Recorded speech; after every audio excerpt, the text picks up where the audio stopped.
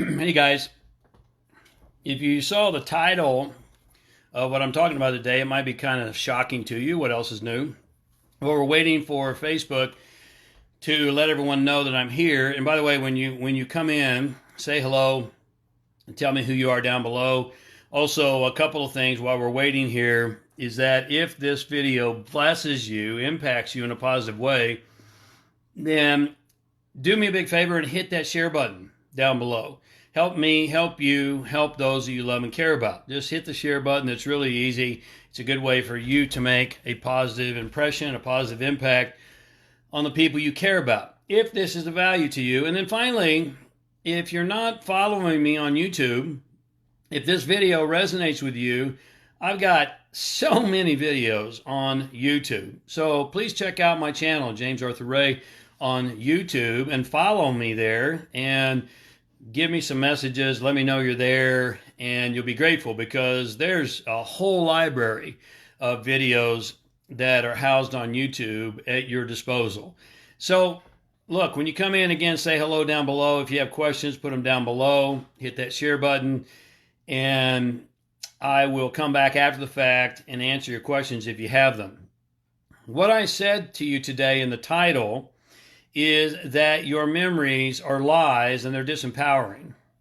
Now, that might be somewhat shocking to you, but let me walk you through this step by step. First of all, let's talk about the easy part, the painful memories. Hey, Nancy, the painful memories, because all of us have at least one, if not dozens, of painful memories. And those keep you limited and stuck. They keep you living in the past. And why are they lies? Well, because what we know, and I can prove this to you, and I will prove this to you in Quantum Leap, if you make a decision now to attend, that I can take you back in time and revisit a former memory, and coming from a new perspective of greater awareness, greater maturity, more years, more experience, you will not be able to see it and experience it the same way you did the first time.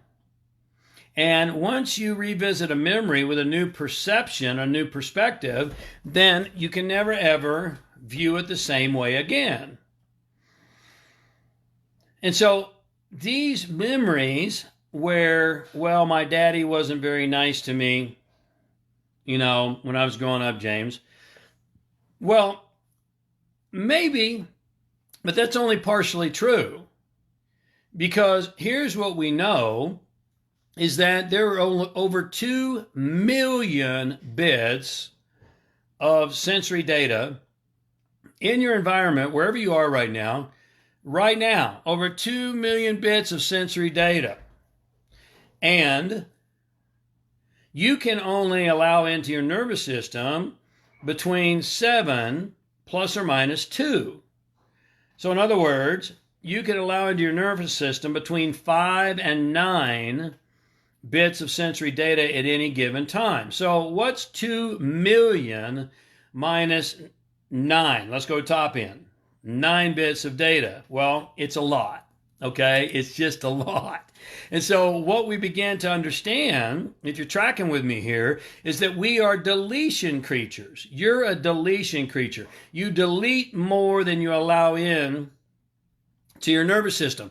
And what you allow into your nervous system through your perception, you give it meaning, and then it locks in and it becomes a memory. Did you follow me on that? Well, how is it a lie? Well, I've just shown you how it's a lie, because you are deleting so much information that there's no way your memory can be true. It might be partial truth, but it's only a truth based upon your ability to perceive all the data in a certain way that is available to you. You follow me on that? And so here's how we perceive data. We perceive it through our filtering system, through our conditioning. Well, I grew up and this is my culture. I grew up and this is my genetics. I grew up and these are my parents. I grew up and this is my environment. And this is who I am. No, it's not who you are. You're not your culture. You're not your genetics. You're not your genealogy. You're not your DNA. You're so much more than that. But to the degree you define yourself as that, then you become that. You see, your very small ego identity, and ego is nothing more than a Latin word for identity, sense of self. Your very small sense of self, let's face it, is nothing more than an amalgamation or a synthesis of imagination and memory. And we've already discussed that your memories aren't true. So that means your ego, identity, sense of self is not true either. And so we go about trying to defend something that's not even true. It's only put together through imagination and memory. Do you follow me on this? Now, I know this is a bit cerebral and a bit edgy, but you follow me and you tune in, so I'm assuming that you're interested in things that are more, that push the envelope and make you think. So the things that we go to defense of, our personality, how we've defined ourselves, is not true either. And so these memories keep us stuck. I was harmed in the past, and it's just not fair. And how many times do you, like me, know someone who is running around trying to bring justice? You know, my culture, let's be really upfront, my culture was mistreated. It's just not fair. And a lot of these people weren't even there.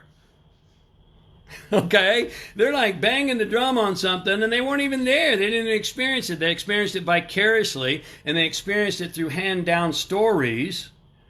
And stories are always just that. They're just stories. History's not even true. Do a little research. What we think is history, what we're taught in school as history, is nothing more than the story that the victor has put together. And the so-called victim, which there are no victims in this world, the so-called victim hangs on to all this injustice and all this pain and all these memories. And is that serving? You know, look at September 11th. Never forget. All right. It happened 11 years ago. Okay? I mean, I'm sorry, 19 years ago, 18 years ago, a long time ago. Keep banging the drum and banging the drum and banging the drum. And what you're doing is you're bringing past perception of pain into the current state of existence. And it's only your perception, because we've already decided you're a deletion creature. So you're missing more than you're allowing into your nervous system. If you were to allow all 2 million bits of sensory data into your nervous system at one time, you'd go on tilt. It'd be overwhelming, sensory overload. Are you with me on this? So, you know, out of self-preservation, we delete out more than we allow in. Well, who says we're allowing in what's right? We're only allowing in what we have perceived to be right and the situation we perceived to be as it is. But our perception is faulty, because our perception runs through filters that have been handed to us from our parents, our clergy, our school systems, our media, our religious systems. And we say, this is how the world should be and this is how it should not be. Well, according to whom and compared to what? And so we keep ourselves in a prison, and you have the keys. You're the jailer and the prisoner, because you have the keys. What has to happen to let go now of your memories? And you say, well, James, all right, I get this. I kind of get this with painful memories, because I'm continually repeating the same old stuff. You know, different husband, or actually, you know, different man, different name, different hair color, same husband, same guy, different woman, different job, different name, a little different look, same wife, okay? Different guy, different product, different company, same boss. Why is it that we continually repeat and repeat and repeat and repeat? Because you've been programmed to be an artificial intelligence. You know, everyone's all worried about AIs taking over the world. AIs already run the world. Because running on a program is not humanity. It's not true intelligence. True intelligence is thinking for yourself. True intelligence is unique and creative. Artificial intelligence is running a program over and over and over, and just like you're programming your computer, until you change the program, it's just going to keep repeating and repeating, repeating, repeating. Do you see repeating patterns in your life? Lose weight, gain it back, get a new job, get miserable in the job. You know, why is it that these things continually repeat themselves over and over and over? Well, it's because of your memories. You're operating through your past perceptions. And unless and until you change the filtering system, you're never going to change the result. And I hope that makes sense to you. And you go, well, James, some of my memories are fond memories. Okay, I get that too. And I'm going to tell you those keep you sucked too. Because why are they fond? Well, they're fond because at the time that you had them, you perceived that they were what you wanted or what you liked in life. Well, who says that that serves you? And so you just continually repeat that and repeat that and repeat that. Anytime you're running on conditioning or a program, you're not thinking for yourself. And, you know, this little personal ego, small self identity that we protect and we hang on to, even though it doesn't serve us. I mean, let's face it, it's nothing more than an amalgamation, a synthesis, as we've already discussed, of imagination and memory. Imagination is what I think the world needs to be and how I want my life, how it should be in the future. And memory is how I think it was. But neither one of them are now, except to the degree you hold them in now. Well, hey, Kevin, what was it good or was it bad? Or was it both? Or was it according to your perception and your desired outcomes? You see, what is good? Anymore, there's nothing that is good other than something that you perceive at the time to be what you want. But see, the Buddha told us that my students, and I quote the Buddha, my students are not awake enough to even know what they want.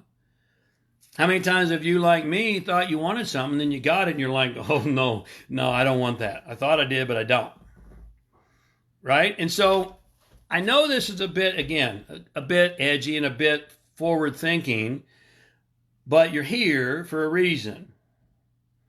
And so unless and until you let go now of your memories and start from zero base, you see, what would it be like if you started right now to operate from what's called zero-based thinking?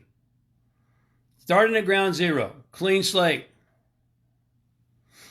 You know, no perceptions, no programming. Would your life change? Would it be possibly more fulfilling? Because something's not working, guys. I mean, let's face it.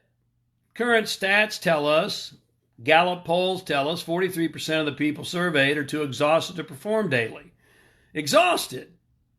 Why is that? Well, if you're constantly carrying old memories and old baggage with you, 20, 30, 40, 50 extra pounds, isn't that going to wear you out? You bet it is. 16.4 million people in America alone are depressed and on antidepressant meds. That, really? And so, something's got to change. And there's never been a time more important than right now. We're in a disruptive time in this world, am I right? Very disruptive time in this world. None of us thought we would see what we're seeing and experience and feel what we're feeling. And yet, what has to happen for us to have the perception to say, hey, this is what exactly has to happen, because every single breakthrough is preceded by a breakdown.